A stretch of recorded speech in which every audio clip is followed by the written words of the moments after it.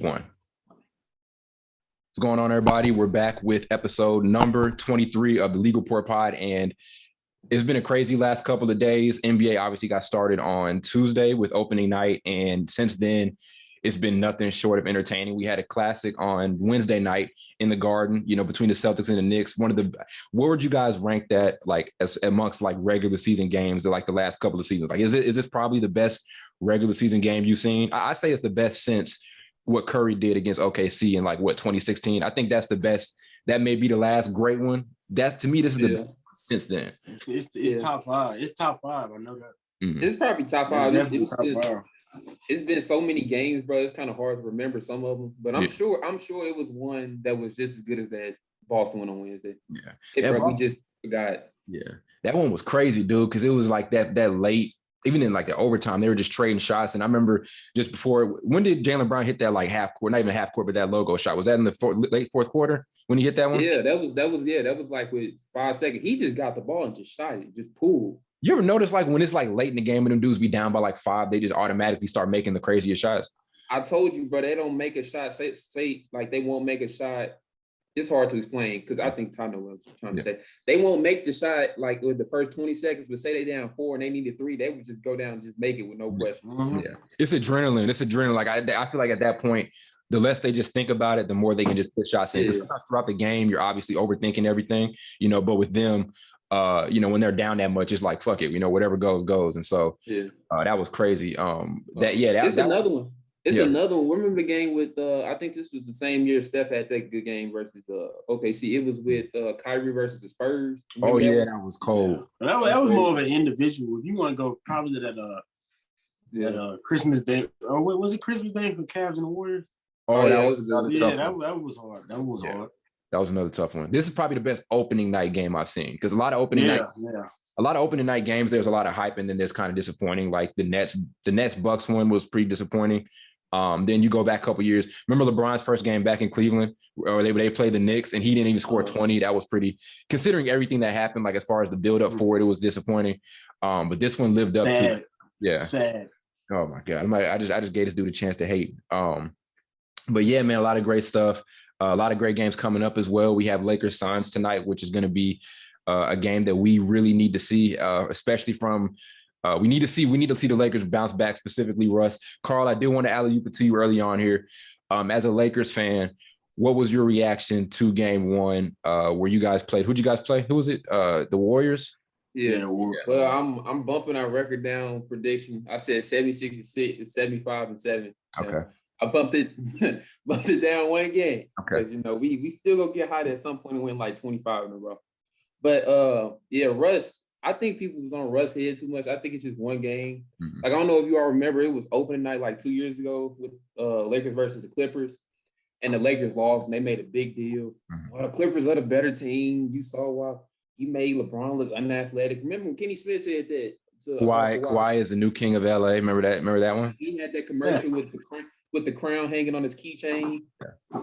And now look who playing and look who not. I'm just saying. Because one person is injured, Carl.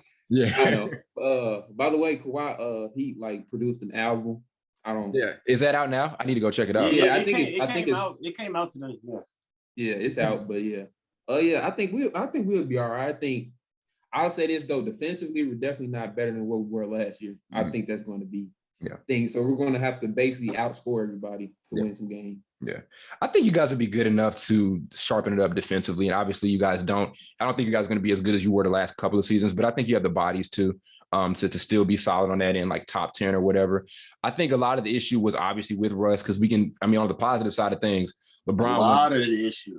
But let's look at the positivity though. LeBron was insane that first game. You know what I mean? Like AD was too. They both had 30. Probably the difference was that we didn't get any bench play and the Warriors did too. Mm-hmm. That's basically it was just LeBron and AD had 30 and then the rest of the team barely even scored above double digits. Yeah. Welcome to the 2021-22 Lakers experience. I predict that's how it's going to be the rest of the season. No, it's not going to be. I can predict. I predict it.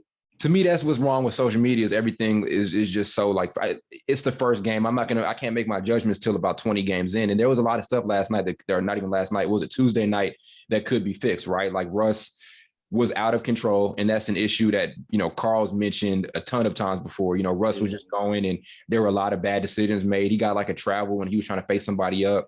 Was missing layups. He was missing a lot of looks at the rim. You can see he wasn't, when they put him back in the fourth quarter, like 4 minutes to go, he was scared to shoot, bro. Yeah. Like he didn't even want to shoot. He didn't even want to risk the crowd yelling. I loved every minute of it. I don't know if you noticed that he was not even looking at the rim, bro. He passed every time he got the ball. Yeah, and it could be a confidence thing with him, right? Even LeBron mentioned, Jesus Christ, you're right. LeBron had 34, 80 had 33. I told you. Oh God.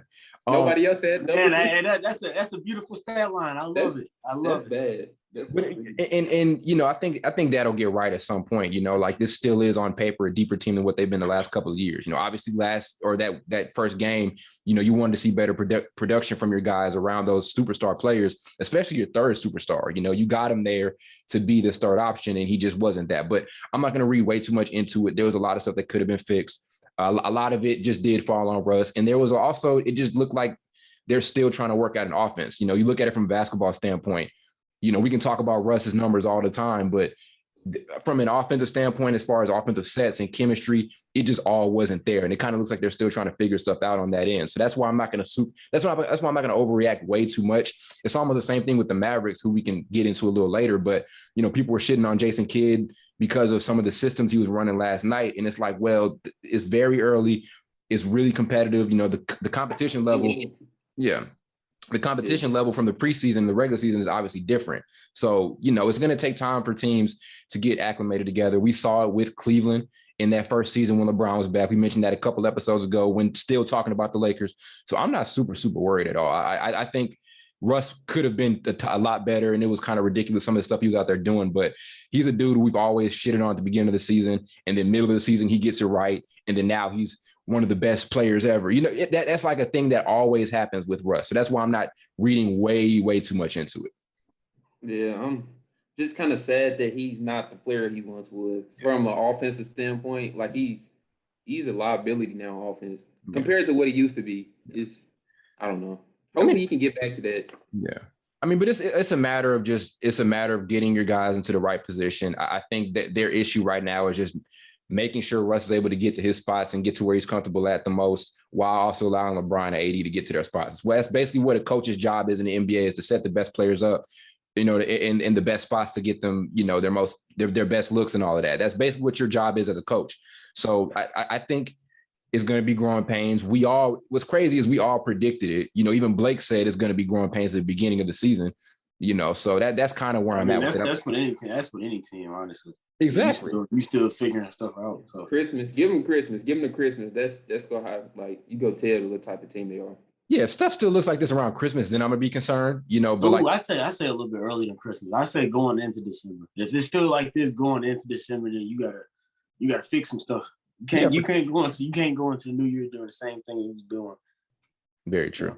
Very true. I would say you can't let it get to December and then you want to we need to. I'll say this. I don't ever want to see Russ and Rondo on the court at the same time. That is bad. That was bad. There's a lot more off-ball Russ than I thought it would be, and I don't like it at all. He's just not a catch and shoot shooter. Yeah, that's the only option we can have to play. Yeah, didn't I tell y'all that's what he was going to be doing? The whole time, just sitting off the ball. He's just going to be. He'll just be standing there. If LeBron go play point guard, like, that's the only. I don't know if LeBron should be. I don't know. They're going to have to experiment, or they're going to let Russ be point guard or LeBron. Then they have to let Russ, because Russ can't play off ball. So that's what I'm saying. LeBron can definitely play off ball better than Russ. And LeBron's done it before. LeBron did it in Miami. He's always going to be a point forward, but there are going to be times where they're going to put, try to get him in the paint more. They're going to try to get him off ball a lot more. Like, they've done it millions of times. They did it with Miami. They did it in Cleveland. That's just the way it is, So, he also had to figure out how to play with Lonzo, and obviously that didn't work out. They didn't go anywhere with that team. But, like I said, it's just a matter of getting guys in the best spots possible. I don't doubt that Frank Vogel's going to get it figured out. We saw it. We've seen it millions of times before, and Russ is probably the toughest dude to just plug into your offense. And that's the challenge. That's why I asked the question earlier, like in the offseason, if Frank Vogel can manage all of these guys, because Russ is the most difficult dude to just plug and play in the offensive system. It's not because he has a bad attitude or he's a bad teammate. It's just his game. He's not a stretch shooter. All of that. We all know, what the thing is about Russ. So yeah, like I said, I think they can get it right. That there's no doubt in my mind that they can. Well, there's some doubt, but it's not overwhelming or whatever. I did have a dark thought today and say they're going to end up trading Russ because I was watching like a breakdown and I said, oh, they're going to end up trading him midseason. But I don't want to think too deep into that. They'll get it right, hopefully. A lot of it was just systematic. None of it's chemistry. I wouldn't be surprised if that happened. Actually, I'll say this: if he keep dressing like that, they go trade him. Did he dress like as a Scooby Doo? Did he come to the game? Like Thelma. Yeah. Oh no, not Thelma. What's the other one? Thelma. Thelma. It was Thelma. Yeah. Not because I was thinking I said Daphne. It was Thelma. Yeah. See, I don't know what the hell was that was about. That was whack. But I mean, but his mind is still, I don't want to make it like personal. His mind is in the right place. And then like I mentioned earlier, LeBron even said Russ is just too hard on himself. So he'll get it right. It's all about just making these guys fit. That's the challenge. And Russ is probably the most difficult guy to make him fit. But the rewards at the end, if they're able to get it right, are probably going to end up being championship. That's the upside of this team still. So hopefully they'll get it right. Which one of you mentioned the Warriors bench? Because I want to talk a little bit about them. They look. It was. Yeah. Oh, another thing. I don't know why they. I don't know why they started DeAndre Jordan. I didn't like that either. That's not happening. I will guarantee you that's not going to happen again. Now it may. Thank you. Please. Because I mean, you would think you want to put as much floor spacing around LeBron around Russ and LeBron as possible. I mean, that's why we said AD was going to play the 5. Literally start Malik Monk. When Malik Monk should have actually got more clock. He didn't really even get that much clock. That's what I would do. Yeah, go small, bro. I don't know. The Lakers probably have the best talent. Some of the best talent to just go small. I don't know why we're putting DeAndre Jordan out there with that should never happen again. We all thought Jordan wasn't even going to be like in the lineup on a consistent basis. I tell you, that roster probably won't be the same by the time that trade deadline comes around. We need to trade coaches like NFL used to do back in the day. You said trade coaches. Somebody getting traded. Either Frank Vogel getting fired or somebody getting traded. Yeah, I wouldn't be surprised if he just they go win, so they ain't gonna fire him. But some fans you never know. You never know. That didn't look good. That was rough. It was rough looking. But like I said, we just cannot overreact to one game. You know what I'm saying? We can't even overreact to 10 games, it's just way too early. And we've seen this type of stuff happen way, way too much, for us to think so far as let's fire the coach or I can say there are just some things right now that we don't need to see the rest of the season. Carl mentioned the Rondo Russ thing doesn't need to happen anymore. DeAndre Jordan should never start with Russell Westbrook and LeBron on the same floor together. That just shouldn't happen. I don't know what that was about, but they'll get it right. They'll get it right for sure. But to the point about the Warriors, start off the season 2-0. Did anybody predict Golden State starting off 2-0? I think Blake did. Blake called the Warriors win. I think I did too. Y'all need to start listening to me, man. Wait, let me see. Let me see. Let me think of Blake because he might be lying. Let me think. He called Warriors game one. He called them beating the Lakers. And then did he call yesterday and winning? Who did they face yesterday? The Clippers. We all called the Clippers beating or getting them. We all called the Warriors. Okay, yeah, you did. You did, Blake. My bad. You did. Yeah, okay. We all did. I had to think about it. Yeah. But I mean, their bench looked amazing. Like, what's the guy? I'm a butcher his name. Nemanja Bjelica off the bench looked amazing on both ends. I think it's Bjelica. No, I think Ty said it right. Don't forget Iguodala too. Iguodala, still playing like in his early 30s. Yep, absolutely. He had a dunk last night. I was like, this dude is still dunking like that. He hurt his hip. He was holding that mug. He should have retired like 3-4 years ago too. I was like, this dude should have been gone. But yeah, the production. Well, he only like what 37? 37. That's old though. And he did call his retirement like some time ago. I'm not even gonna lie, but the bench production was amazing. Bjelica was just great. The passing was there, the finishing at the rim was there. Otto Porter Jr. kind of came in, and gave him some good stuff. He got cooked a couple times by LeBron, but that's okay. He's still a good defensive body against your average NBA player or whatever. So Damian Lee was really, really good, the first couple of games as well. He hit some big shots in the first couple, especially in that first game, late against the Lakers. That's Steph's brother-in-law, isn't it? That is his brother-in-law. Yeah. That is. Yeah, you know why he on that team. No, I just playing. At least he's producing. Yeah, he is. Though. But their bench, I mean, it's always a team who's kept a really deep bench. You know, it's always a team who's had great production coming off the reserves, you know, and that's going to be very, very important for them moving forward. All the time when we talk about if teams are contenders or not, we talk about their depth. That's like one of the first things people bring up, you know, but this team isn't at a lack of depth. These guys are experienced as well. You know, and it's only going to get deeper when Klay comes out and pushes Jordan Poole off the bench or onto the bench. Like, think about that second rotation, you know, when Klay. Yeah, I was just about to say, even if Curry is still playing how he's playing, wait till Klay gets back. That'll be scary. Man, this dude, he playing like this when he's the number one offensive option, and they know who will get the ball because he's the best player, and he's still putting up. I don't know. It's just funny to me how the narrative about Curry was that he couldn't do anything without having superstars around him. And then he just proved all that wrong. You know, like last night, he was, even that first game, we always say this, like superstars find ways to impact the game, even when they're not, you know, at their best from a scoring standpoint. You know, the shot wasn't there for him. It wasn't a super efficient night, but the rebounding was there. The passing has been amazing these last couple of games. I know he had a good amount of turnovers or a couple of bad passes last night, but the passing was there. The passing, he's one of the most underrated passers out of double teams in the entire NBA. Yeah. They used to talk about him like probably 5 to 6 years ago. Like, he used to have this mean left hand pass. He used to do, like, all the time. But sometimes when you talk about his turnover, it gets him in trouble. Like his only weakness to his game, sometimes he might turn the ball over a little bit too much. Yeah, we saw it last night. We definitely saw it last night. Yeah. They were good. I don't care. Yeah, he'll be all right, dude. As long as you putting up 40 of what you're doing against the Lakers and Clippers, I'll be fine. You turn the ball over 2 or 3 times, you'll be all right. Yeah, the good outweighs the bad big time. Like the shots, yes, it does. The shots this dude is just hitting, the confidence is just ridiculous, man. Carl and I talked about the Paul George thing where Paul George, what do you say, Carl? He was like, he said, let's have a little fun. Let me get a logo shot and you get one. And Steph said, I ain't missed yet. What you talking about? Yeah. It's his confidence is insane. I said it to Carl yesterday. He got one more season of this, and y'all know how big of a Magic Johnson fan I am. Curry got about one more season this, and I'm gonna start calling him the best point guard of all time.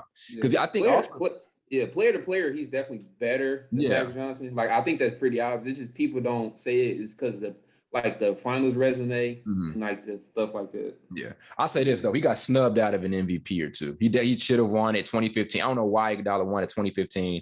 I don't know what that was about. It's because he stopped LeBron when LeBron averaged 35 points. That was the worst finals MVP ever. I remember watching it when I was like, I think we were freshmen. Were we freshmen or in our 8th grade year when they won their first 14, 15 is yeah, that was when we were 8th grade, where we were coming at 8th grade. Yeah. 8th grade. I think because the first like 2 or 3 games he wasn't playing well, but them last closeout games he was cooking deadly. Deadly was getting cooked. Yeah, he was. I don't know what that's about, but like I said, even when you stack those resumes up, like I told y'all about this too, like last night, Curry's going to shatter the 3-point record. You know, he's going to beat it this year without a doubt. He's like 137, 135 away from the record, from the all-time record. And then past that, like how many years do y'all give Curry after this? Because it doesn't look like he's slowing down. And he's a jump shooter. So his game he's like 30. Well, he has to be like 34. 33. Yeah. 33. Oh, he definitely, he's a player that can play to 40, I believe. Yeah. So that's 7 years. 41. Yeah, that's 7 years because he doesn't rely on athleticism. It's just strictly shooting, really. Yeah. So he can. Yeah. You don't lose that touch. So. He probably got 4 more years of being lethal like that, and then them last 3 will be, I don't know. For sure. You don't lose that touch, so I can at least see him at least 41. Yeah, for sure. Like jump shooters are always going to have this super level of longevity too. To the people, I was thinking about this. I was watching them play. People who say Curry ruined the game, to me, when people say Curry ruined the game, that's ridiculous because Curry's a dude. If your son's growing up, you know how you show your sons, you know, it's always that dude. I remember I was playing a game and this dude said to his son, he said, we talking to my dad and his son was playing a game. He says, you see, I don't let my son watch the NBA. He said, he only watched college. And then Curry's like the model guy for people saying he ruined the game of basketball. But if you look at him play, the fundamentals and all of that, like you just take revolutionized it. Revolutionized it. And there's still a lot to learn from, like the moving off the ball, like the setting the screens off the ball. I mean, he may not be the best defender because of his body, but the defensive principles he shows, you know, with moving his feet and his hands are active, the rebounding for a point guard, all of that is there. So he's just I'm gonna say Curry's ridiculous, but everybody knows that. But we all predicted that he was probably gonna make another MVP run, and right now he's off to this super hot start. I know it's just 2 games in, but there's no doubt in my mind that he can continue this. It's just for Curry, it's a matter of what everybody else does. But we know we're gonna get Curry. He averaging about 36. You average 45 and 21. That's somewhere. I might be a little off with the math, but I'm close enough. Yeah. But my question to you, because I've never thought I would see a person that's a better shooter than Ray Allen. Mm-hmm. But it's Steph. Do you think we're going to be alive long enough to see another better shooter than Steph? Because I never thought I'd see one better than Ray Allen. And look how quickly. Somebody's going to – that's a hell of a question, because somebody's going to have to revolutionize the game. Because the thing about Curry is he just revolutionized the game and brought a different aspect to it. Shooting deep threes off the dribble just wasn't really a thing. I mean, there were some guys who did it. Mahmoud Abdul-Rauf did it. Who else kind of was shooting the threes like the deep? That's the only one I can really, really think of. Mark Price, but his range wasn't really beyond. It wasn't a lot. It wasn't as deep. So somebody's going to have to revolutionize the game to where dudes are pulling from like beyond half court. That's what someone's going to have. So you're talking about three? You talking about 3/4 of the court? Yes, somebody's going to have to start doing that, because that's a matter of how much somebody just moves the game on. Because Curry, all we knew about 3-point shooting was sit in the corner or sit and wait to get open, and then you take that shot. Taking the 3-point shot off the dribble was just taboo at that point. And then then Curry comes in, and now everybody's doing it. So it's just a matter of who comes in, what coach comes in and says, okay, our best player can start pulling from like beyond the logo or whatever. It depends on who's going to do it. I don't see it happening, but you never know what's going to happen years and years from now. I think so, dude. It's these new generation. They're being trained up in this era of the 3-pointer. So I think I wouldn't be surprised if somebody comes in and starts shooting better. It's going to happen eventually. So I'm sure we'll still be allowed to see it. What if the game goes backwards and there's more of an emphasis on post play? What if that ends up happening? I would actually like to. I would like to see that actually. Yeah. If you're looking at how people younger than us are playing now, it's really more of a fast pace run and gun going up and down. I can compare it to football kind of 90s 2000s. You see like run heavy grounded. Now it's pass. Now it's an extremely pass heavy league, air raid. Mm-hmm. So it's kind of you can see the similarities between those two. So especially how it's being taught to like the younger generations. Yeah, that's all fact. That's definitely a good comparison, because in the 90s they definitely ran the ball a lot more. They just throw it now. If you were running back, dude, you got dudes over here throwing the ball 50, 60 times a game. Yeah. Only person that get a lot of carries is pretty much Derrick Henry. I almost said Mark Henry. Derrick Henry. I almost said Mark Henry, bro. Yeah. And Blake, that's a good point. And I my response to that is a lot of that is also dependent upon the rules too. You know what I'm saying? The rules are 100% what dictate the playing style. We're looking at it now. Trae Young was selling his soul to get some foul calls last night. He was trying hard. Yeah. Curry was trying to. I think that their last preseason game too. Yeah. Or that first one. I think first one. Yeah, James Harden go be in trouble. Yeah. Trae's going to be the most interesting to see how he adjusts to it, because he didn't have a great game he'll bounce back, but he didn't even score 20. Trae's going to be. He did all right. Yeah. I think what he have 19 and 15. Yeah. Curry is going to be just fine. Harden's going to be fine. I'm gonna look at Trae though. I'm gonna look at Trae's production and see how much of his production is due to them bullshit ass foul calls.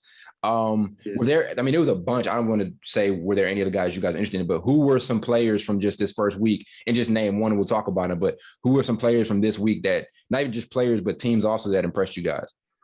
I'd say one player is surprisingly Tyler Hero. He had a pretty good game against 27 points Milwaukee, and that Heat's team as a whole.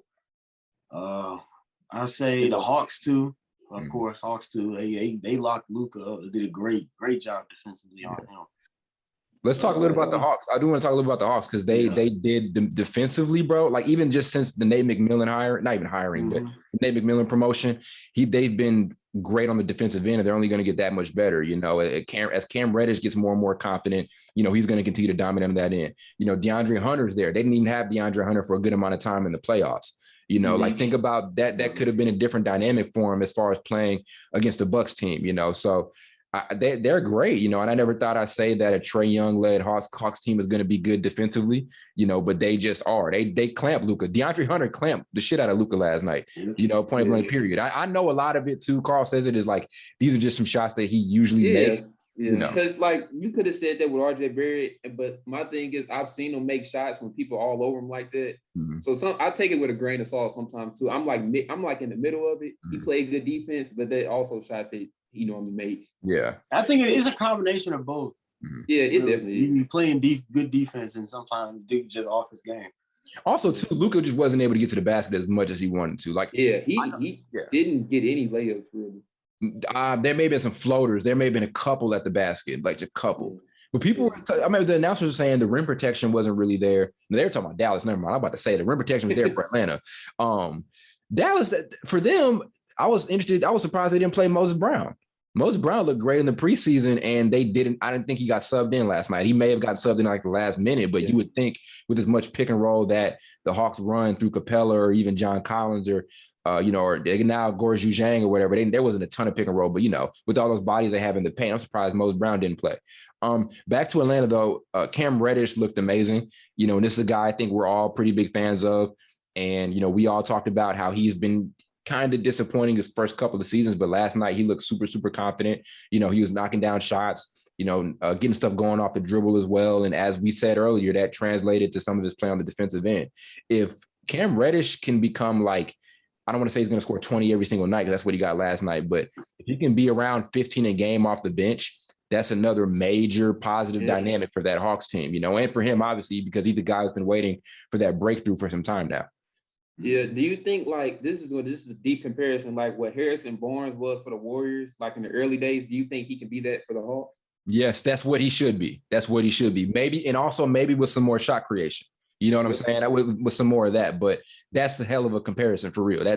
That's what he should be. And the 3-point shooting efficiency just wasn't really there the first couple of years, but he's young. That's why you have to give guys that's always why you give guys time to develop. I was ready to say Killian Hayes was a bust after he didn't have a great first game this season, but you just got to be really, really patient with these guys. But Reddish should be that Harrison Barnes type player plus more, for this Hawks team, without a doubt in my mind. That's like the perfect. That's what his role should be. And if he can stay consistent in that role, it'll just be amazing for him, And if DeAndre Hunter can continue to do what he did, building off of last night on both ends, that'll just be great. So Blake, your Hawks look good. I don't want to say, I can't predict. I can't say they're going to be a conference finals team right now, but they don't count them out though. We said that last year, and now look out. But I will say one thing. Looking at how the Phoenix, that contract situation kind of off the rails, but that contract situation that Phoenix has, Atlanta, we may have a real problem coming up soon when it's time to extend DeAndre Hunter, Clint Capella, and Cam Reddish. And you see, they just gave Kevin Huerter that big contract. Yeah. Now I want to see what they do with those three. I think the dude they'll have an issue with is I think Reddish is going to be the issue. I think Reddish could be but it's so much. I think Reddish should be the issue. I think he'll be the dude. I think they're going to be willing. I think Hawks fans are more in love with DeAndre Hunter right now than they are with Cam Reddish. That may just be me, because I think people are still waiting to see stuff from Cam Reddish. I can see Cam Reddish being up and down, and then so he'll see, okay, and then he'll look at his best production and be like, y'all should pay me based off of this. And then Hawks front office is going to be like, no, we've seen you kind of be iffy, so we're not going to pay you that amount. And that's the guy I think that can end up having an issue in the future because his contract, its extension is next. I think he's still on his rookie. He's still on his rookie deal. He has an option left, I think. Okay, and he's extension eligible next summer, right? How old is he? 20? It's got to be 22. It's got to be 22. Because your extension, I think, 23. Okay, yeah. I can see Reddish being the issue. If I had to make the prediction, it'll be Reddish. Hopefully not. Hopefully they'll be able to find something because there was a little bit of an issue with John Collins last summer too. And as we talked about, they found an amount that they both were cool with, and it may be just short of the max. Yeah. You're splitting a lot of that money 4 ways now. So. Mm-hmm. But you have to invest in your core. Like, this is a team, man. like I don't think anybody saw this really coming, and it was all just a matter of a changing coach. Like we still thought Atlanta was in a position where they were just continuing to try to rebuild. We know they've got the John Collins thing and the Trae Young thing, but who are the pieces around them going to be to finally make something happen? And it just all they're just developing this talent, and Nate McMillan comes in and changes the system up and makes them look better on both ends. So yeah, I mean, they're really crazy when you just think about how we thought about them. Like, how did we think about this Atlanta team before last season? You know, I was probably saying I think Blake was pretty high on them. Yeah, I think Blake was pretty high. I was. Yeah. Y'all weren't. Yeah, I sure wasn't. I was kind of, but people were predicting that they were going to be pretty damn good, though. I'm not even gonna lie. Blake stuck with him. I admit it. He was like the Hawks. They're going to take a big jump, but then they started off bad. Yeah. And the reason, and people were disappointed because I think a lot of people did actually predict they were going to be people predicted they were going to be like top 6 in the East, like before last season. And then obviously, as you mentioned, under Lloyd Pierce, they got off to that shitty start, and then Nate McMillan, everything else is history from there. But yeah, I mean, you just have to commend them and give them credit for how they built this talent, and they put the right amount of veterans around them. I love the presence of Clint Capella, and him and Trae Young are just amazing on the court together.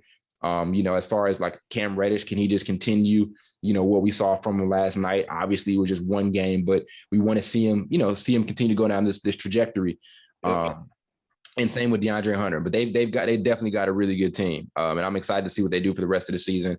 Trae I want to see if Trae, how he adjusts to like this new set of NBA rules and all of that. He's, like I said, he's the name. He's the dude I want to see. Because I know Harden's going to get it and Steph's going to get it, but I want to see what Trae's able to do. But the Hawks are going to be in a pretty good spot. Hopefully, if they're able to keep it consistent throughout the entirety of the year. So great mention. They should be all right. We didn't even mention Jalen Johnson didn't even play either. Him too. Yeah. So. Yeah. I mean, the team or the players, I guess it's kind of both. Me that I like seeing was my boy Chris Duarte. I've been talking about him. Yeah. Talk about him. Yeah, and then I'm gonna talk about the other ones too. And then for the longest, I used to think, I think Lamelo is better than Anthony Edwards. I really don't know. I go back and forth. Yeah, it can go either way. Because sometimes I like points and assists and all like 3, phases of basketball, points, assists, and rebounds. But then I just look at Anthony Edwards. He's just athletic. Yeah. He has the more game that's eye popping sometimes. But I'm not even gonna say that because Lamelo, he eye pops with assists. It's really hard, bro, between them two. So before I go to Chris Duarte, I want to just talk about who do you think it's hard to just really come up with a conclusion who's better or going to be better? I don't know. That's between tough. Anthony Edwards. I mean, I'd have to say right now LaMelo. I think there are less questions about LaMelo. I mean, LaMelo established himself as Edwards was amazing last year. That is tough to say. Edwards was just short of 20. Obviously, you look at Edwards and you're like, okay, can he get his efficiency up? But that's stuff that's natural for like a young scorer. It's tough. I'm going to give LaMelo the edge because you guys know how much I care about guys getting to the playoffs and whatever and winning. And they didn't get to the playoffs, but they were a good team, when he was their starting point guard and they got to the play-in. So they got further than, a Wolves team that was really, really bad last year. And like I said, it's not Edwards' fault, and they're also in the Western Conference. But I'll give LaMelo the edge right now because I think he's another guy that just impacts the game outside of just scoring. I still want to see some of the playmaking from Anthony Edwards, and I want to see if he's able to make massive strides on the defensive end. I'm not going to lie, I didn't watch much of that. I didn't watch any of that Timberwolves game, the first game of the season. I'm be honest, he was doing it, bro.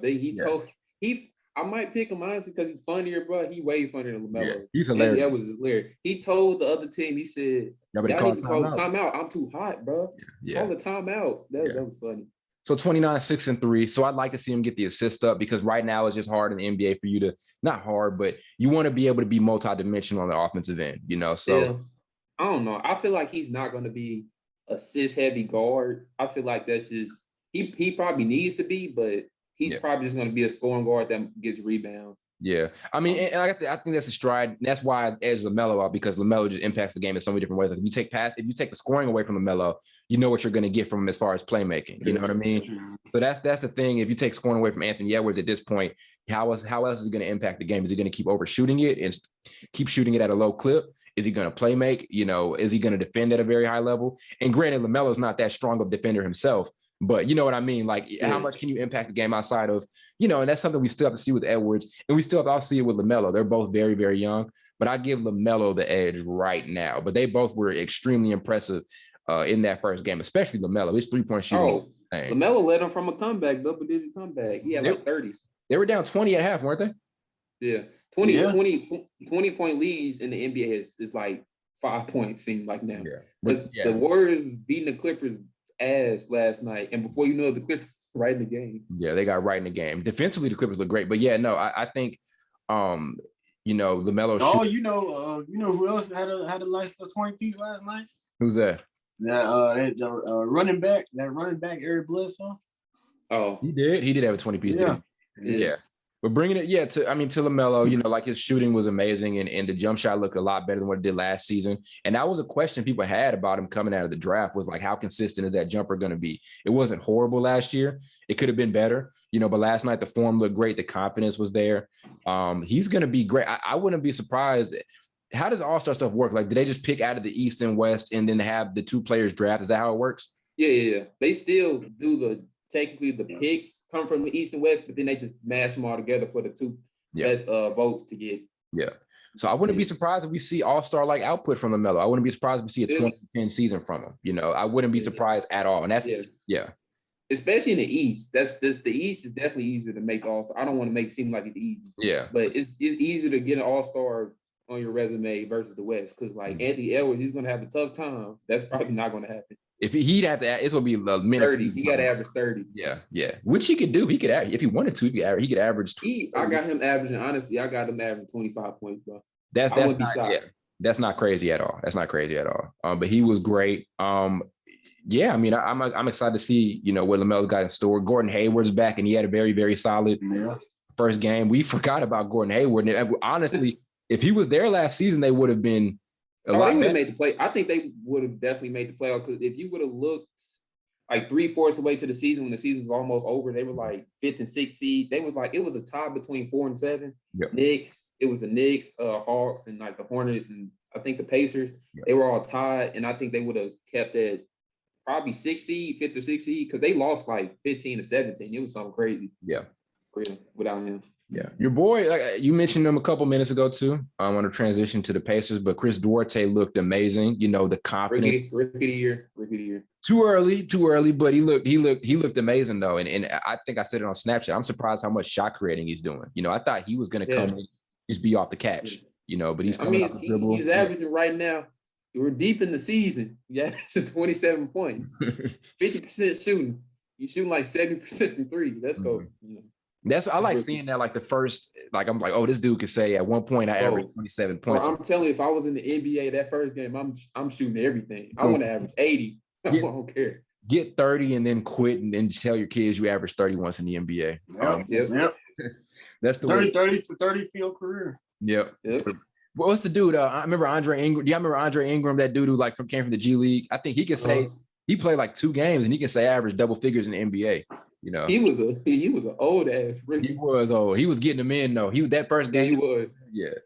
Duarte was amazing, and as I mentioned, he's doing a lot more shot creating than I expected him to do, and that's going to be a big plus for Indiana. This is a team that we look at as not really having much out there on the perimeter as far as offense goes. Now, Chris LeVert is coming back, and there's Malcolm Brogdon, but you could still, we're still not super confident about this team because we don't know. We don't know if we just want to see more of an established offensive attack from them, especially outside of the 3-point line. We know we're getting, with Domantas Sabonis, obviously, we know we're getting with Miles Turner. So if Duarte can, be very productive, and I don't know if he's going to start next game or whatever, whenever Caris LeVert's going to end up coming back, but if he can be productive and put up like a solid double figures on efficient shooting on a game-by-game basis, which he has all the potential in the world to do, that'll be great for Indiana. I think they can be a major sleeper out in the Eastern Conference, because the rosters in Indiana is pretty good. There's a solid. It's not that bad. It's decent. Yeah. You got good pieces. You got bigs, people that can shoot. Mm-hmm. Only bad thing about Indiana is that announcer. Their color announcer, so he gets on my nerves so much.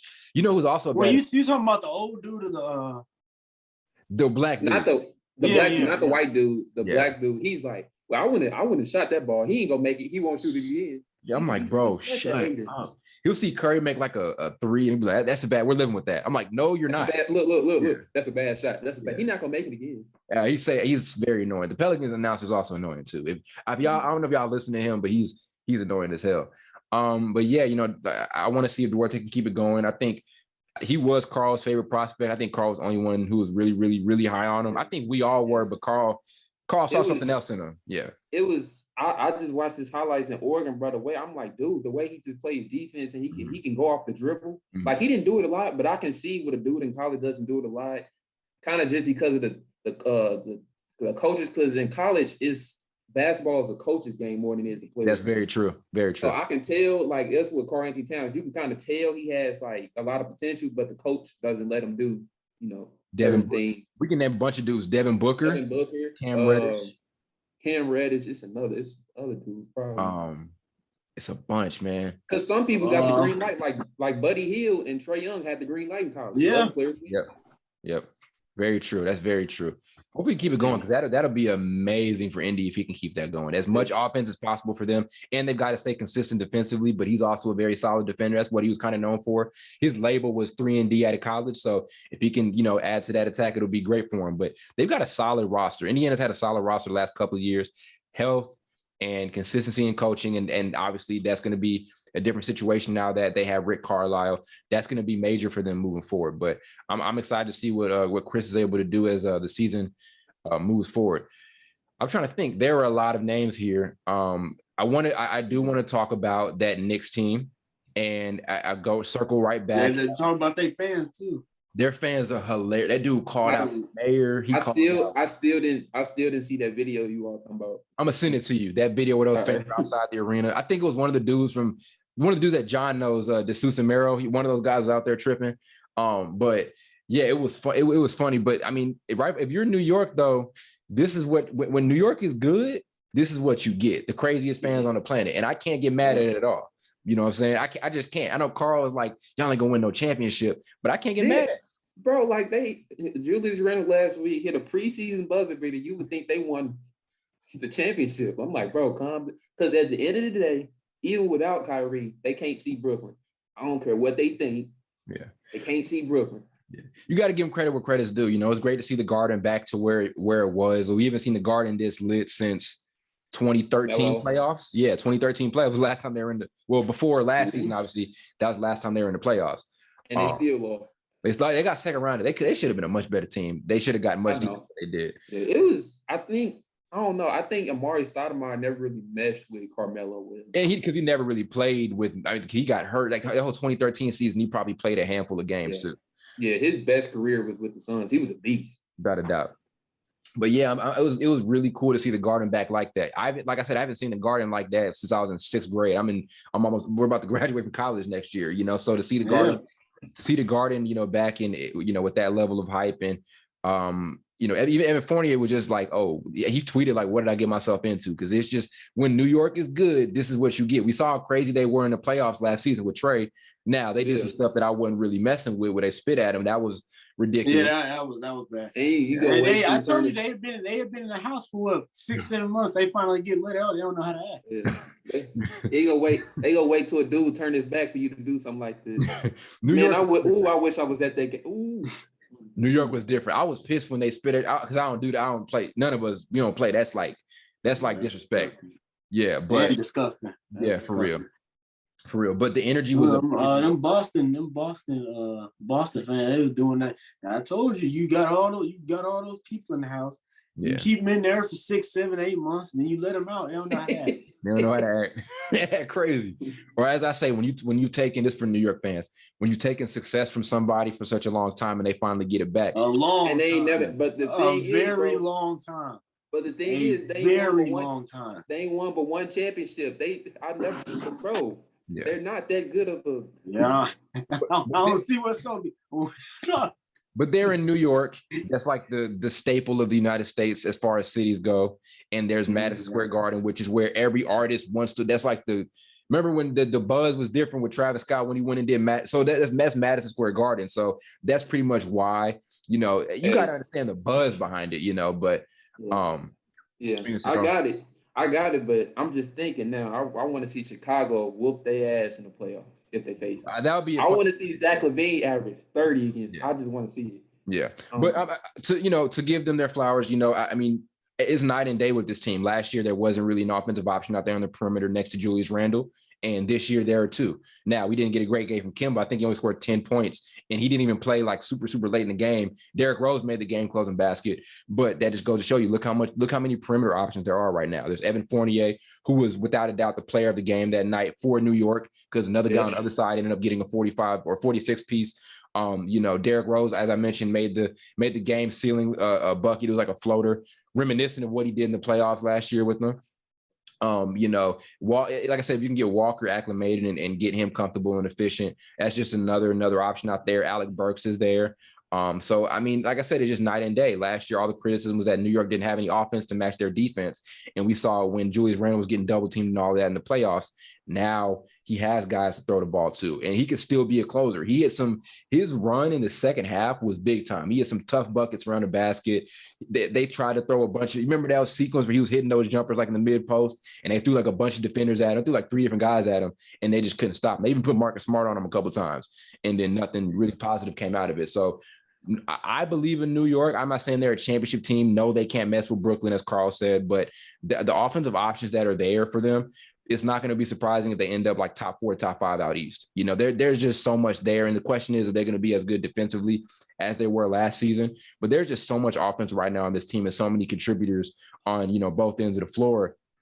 I think Knicks fans are something to be very, very excited for this season, moving forward. I think also, like, you want to get as much from Kemba Walker as possible. I keep coming back to him, but he's there for a reason. So you want to get as much production from him as you can. But Knicks fans, man, y'all have something to be really, really, really proud about moving forward. Don't think y'all won a championship just because y'all won y'all first little game. Nope. It was a classic, though. It was something to be happy about. It was a classic game. Let me ask you all this. Where, like, out of all the great teams or good teams in the East, where would you say they rank? Like for a number, like, are they the fifth best team, 6th or 4th? Yeah, right now. Yeah, I say 5th or 6th. I'm gonna go by tiers. So you go first. Top tier is Milwaukee and Brooklyn. What would you say is tier 2 right now? Let's act like Miami, nobody played their first game. Tier 2 Miami is Miami and Atlanta. Yeah. Okay.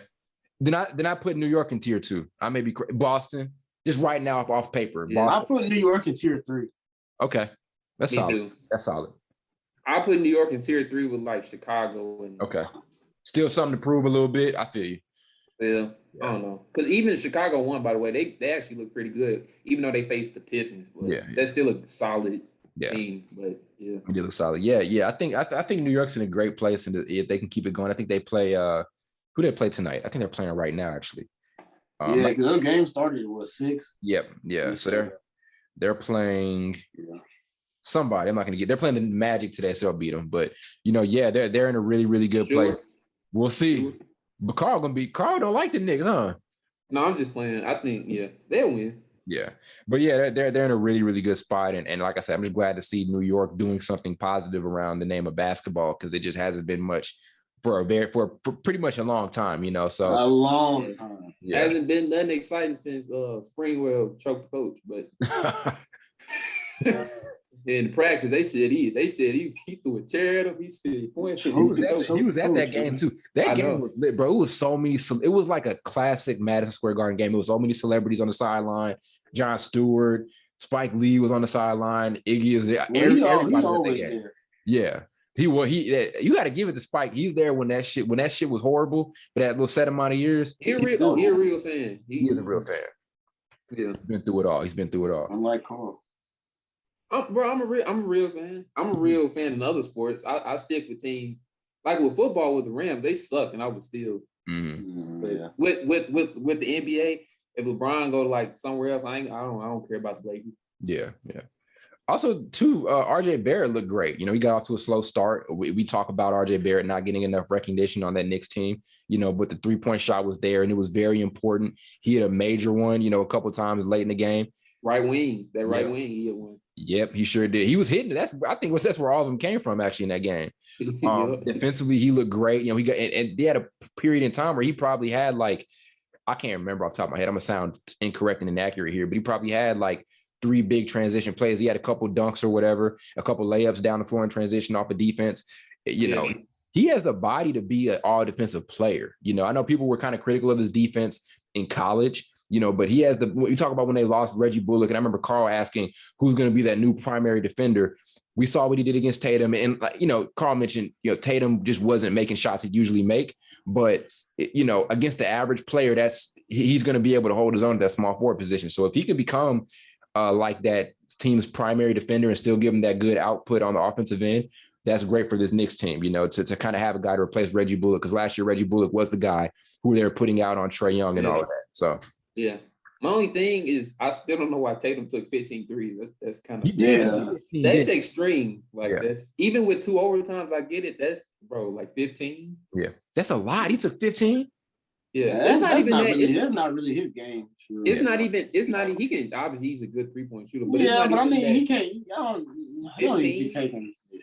Steph and Dame probably the only dudes I would even let touch 15. So, question: outside of with guys not named Anthony Davis and LeBron James.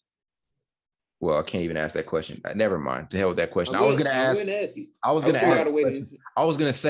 already know the answer is Kevin Durant. I was going to say, outside of Anthony Davis and LeBron, is the Jason Tatum and Jaylen Brown duo the best offensive duo in the NBA? But then I kind of forgot Harden and Harden.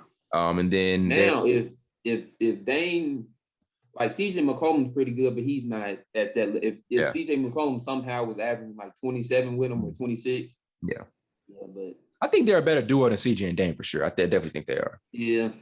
They're someone said they're what Paul George and Kawhi want to be, but I can't even say that because Paul George and Kawhi, when they're together, they look pretty good. So I can't some people think like they should break up the Clippers. Now, when you think Kawhi comes back and they don't win a championship, like if he comes back at the end of this year's playoffs or next year, whatever, and they don't win a championship, would you break it up? Nah, because they still under contract for a while. Yeah. I think you're right. But it's at the same point that owner give him all that money and you're not winning a championship. What the point is having all them together? You need to go get you a real point guard. That's what you need to do. Yeah, maybe that's true. True. That's very true. They still haven't got it. We thought, they did have it last year, and that whatever they got Rondo, and that ain't as long as they in LA, they ain't winning nothing anytime soon.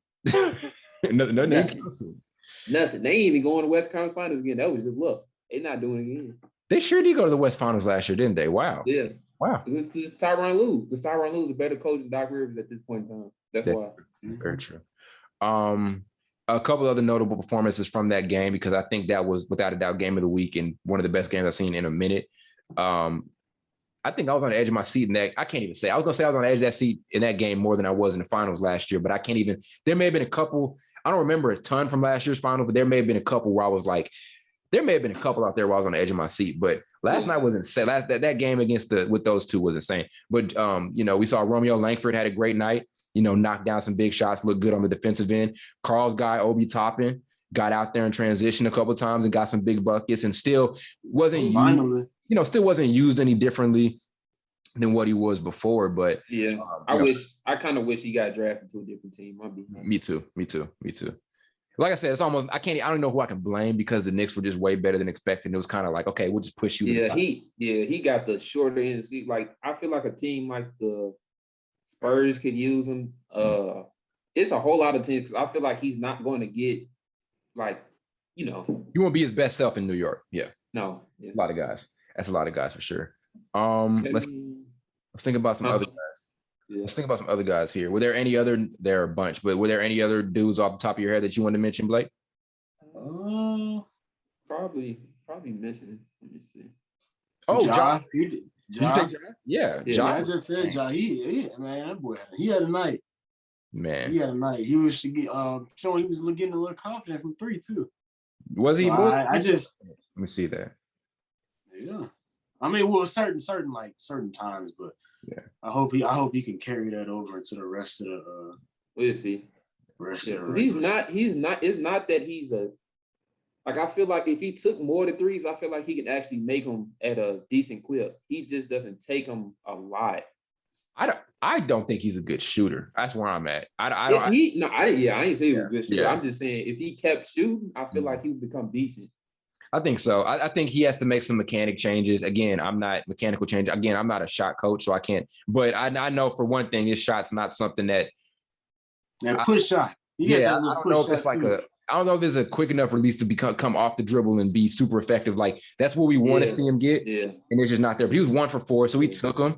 he took him in that first game, but they weren't going in. But he was still getting to his spots. It was a great game, but I still think there are some questions about Ja that I still want answered. And like I said, you're not going to get a bunch of questions answered just one game or two games or even 10 or 20 in. So, well, with shooting, you can. That's different. So we'll see over the next couple of games how he's able to get that jump shot going. But that, like I said, not all of my questions were answered, but he was ridiculous. The dunk he had was crazy. It's like his hops are getting better every single year because there was some shit. The tomahawk dunk. Dude. Yeah, his only thing, from offensive standpoint, his pull-up game just needs to get better. That's like probably my own, because you can get up in him if you know how to play some semblance of defense. You can get up in him and you can limit his game. Yeah. He was tearing the Cavs up. I'm ain't gonna spend time on the Cavs because they put marketing on him a couple of times. They just looked terrible. They did. They actually start. Remember, we were saying that y'all better not start Mobley, Allen, and marketing together, and they did it, and they got cooked by Ja. Like it was ridiculous. It's too big. That's too big. That's too not slow. Way too big. Too big, and too slow. And only one out of those three big men is really good as far as defending perimeter guys. But Ja looked great. I do want to give Mobley a little bit of credit. He looked amazing in his debut. We saw the jump shot. We saw the ability to finish around the rim. He did a couple of really good things on the defensive end. The passing was there. As I said, he's a dude who's a major, not even gonna say sleeper, but maybe he's a sleeper because people just immediately bring up Jalen Green and Cade Cunningham as far as rookie of the year goes. But he was great. Let's get his number: 17 points, knocked down a 3, 9 rebounds and 6 assists. So if he can keep that going, and I think he'll be amazing. He's a dude who I think of as a dude who could be a future best big man in this league with just the level of talent he has. He's bringing the ball up the court. He's getting a rebound and pushing it in transition. Like Anthony Davis and Jokic are the two big men who are doing that right now in today's league. So that's elite company. We're already seeing him do it and seeing the coaches trust him to do it at such a young age.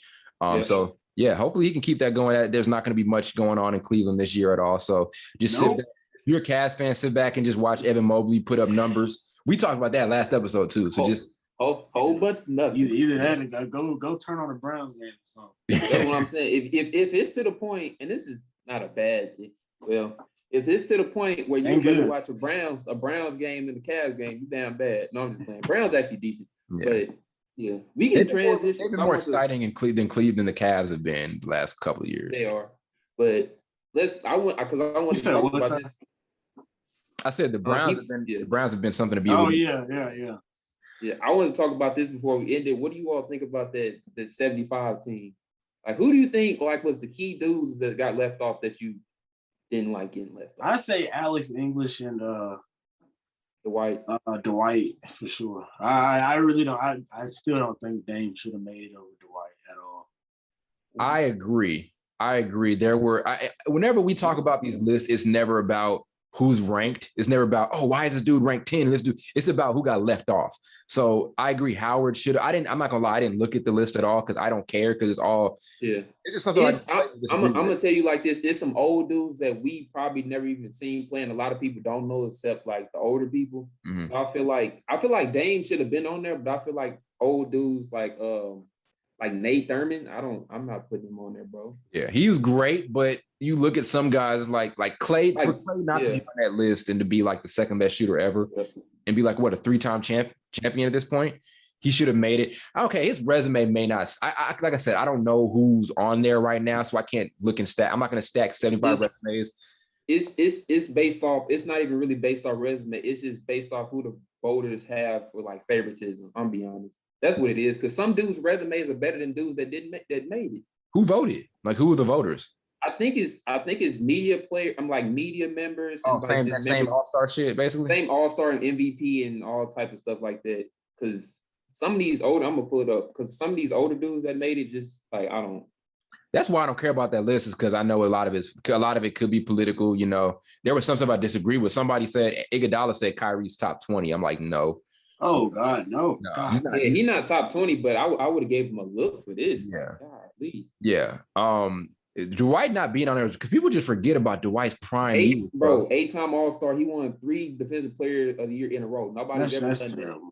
Yeah, I didn't get that. I'm glad Blake tweeted it this morning because I was like, I tell you, I didn't look at the list at all because I really don't care. Like they do it before the games on inside the NBA, and I'm just not watching. Like I don't care at all. Like like no offense, bro, but who the hell is Dolph Shaves?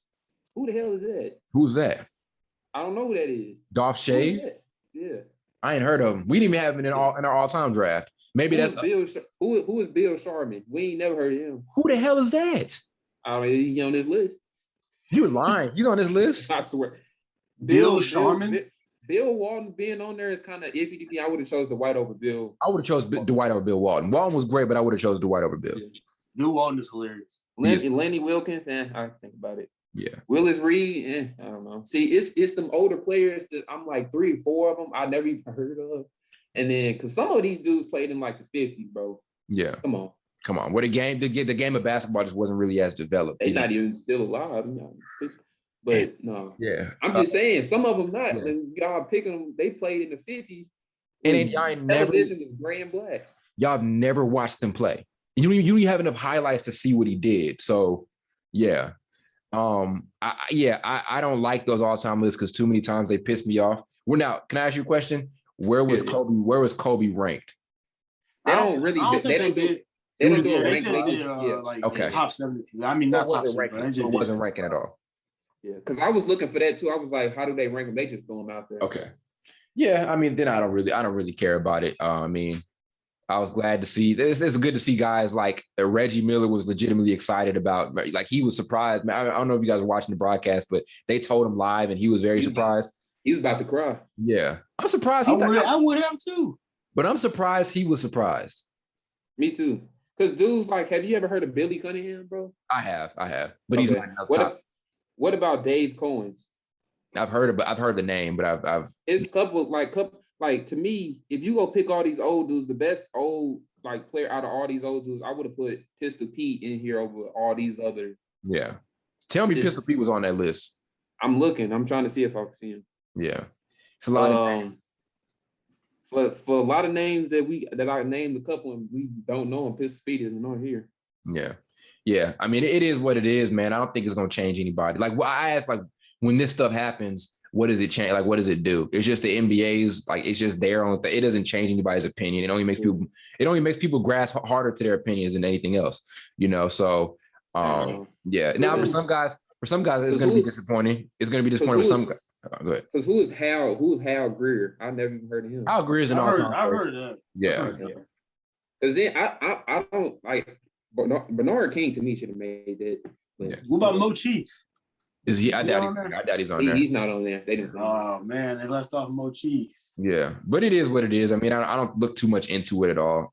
Those guys, like my tops, I don't even have a top 75. I have like a top 10. That's as far. Like whenever I do tops, I only do top 10, nothing else. I don't care about others. If you sit down and make a top 75, I really question, like, are you okay? What are you doing? Are you okay? Yeah, like I'm not thinking. I'm asking you, like, mentally, are you okay? Like, you got a little too much time in your hands to be doing that. And it means a lot to the players, obviously, because you think about it, out of every guy who's played the game of basketball, and now you dumb that down to every guy who's played in the most elite league, and then you're one of the 75 best. That means a ton. And for guys who got snubbed, it means a lot because like Clay or whatever, he's gonna have to wait till like the 100th anniversary of the NBA, which is 25 years from now, to be named to that 100 list. And and he's gonna be praying, okay, am I gonna be in that top 75 or whatever? So it from this point is like I don't really care because it's like I literally don't care about it. It is what it is. Yeah. Because if Resume was in it, players like Kawhi would be on there with his defensive player of the years. Yeah. And I'm very surprised Kawhi wasn't in it as when people talk about Kawhi. People talk about Kawhi as a top 20 player already. That's what I'm saying. So this list is really based off favoritism. Yeah, it is. It is what it is. That's how those lists go. Whack. Yeah, it is. That's what we got for you guys. We're gonna have more games to react to. We'll be back either Monday morning or Tuesday morning. We'll talk about that. Hey, did you want me to look up? You want to predict some games for tonight and go into tomorrow? We could actually. I can name some games today that didn't happen yet. Don't go today because I think we picked today. Go try this week. Okay. Yeah, because we actually Saturday. Just do the weekend. Do the weekend. Okay. So who you got tomorrow with Hawks versus Cavs? I think Hawks. Yeah. Are there any better games in that one? Let's see what. Heat versus Pacers. That'd be decent. That's gonna be fun. I got Heat. Okay. I got Heat too. Mavs versus Raptors. I got Mavs. I think the Raptors will bounce back and get one. Okay. After we beat Pelicans. them. This is a with Zion. He's not playing. Yeah, y'all make funny of Zion, but Pelicans versus Timberwolves. That's actually a good like bad. Nah, Timberwolves. T-Wolves 2-0. They gonna make the 8 seed this year. Toilet bowl. They have a good roster though, bro. They have a really good roster. Yeah. Pistons play the Bulls again. They just played them. They get a back-to-back on the same team, the same. Yeah, they do that. NBA does that sometimes. Bucks, Spurs. Bucks. Okay. Bucks. Suns, Blazers. That's a good one. Suns have bounced back. I got the Blazers. Of course you do. They both need to bounce back. Grizzlies, Clippers. Grizzlies. Clippers. Okay. And then Sunday, to close out on Sunday, we got Hornets, Nets. Nets. Nets got to win. That's a good one, but Nets got to win. Oh, you know what? I say Hornets. Upset, huh? Yeah. Thunder, 76ers, Sixers. Some of those are whack. Some of these weekend games are whack as hell. Yeah, that's what I'm saying. I'll be honest, I was going to skip over Celtics and Rockets. Blake will pick the Rockets. Celtics. Okay. We going by every game this weekend? Yeah, this is the last one I'm about to name. Okay. Warriors, Kings. Warriors 3-0. I'm gonna pick the Kings. Okay. They did have upset that. They did upset the Blazers first game. Yep. All right. Good stuff. We'll be back whenever we're back. It's either going to be Monday morning or Tuesday morning. Honestly, we'll figure it out. Monday morning. You want to go Sunday and then okay. Yeah. We'll go close in between, and then we'll give you guys an episode on Sunday to react to some stuff that's happened this weekend. Don't forget to like and subscribe. Download us on Spotify and Apple Podcasts. We're close to 1,000 total downloads, which is major. So we're almost, we may be 100, maybe under 100 till we get to 1,000 total downloads. So get us to that. That's a major achievement. And keep on supporting us. Follow us on IG, all that good stuff. And we will see you guys next episode. Userski.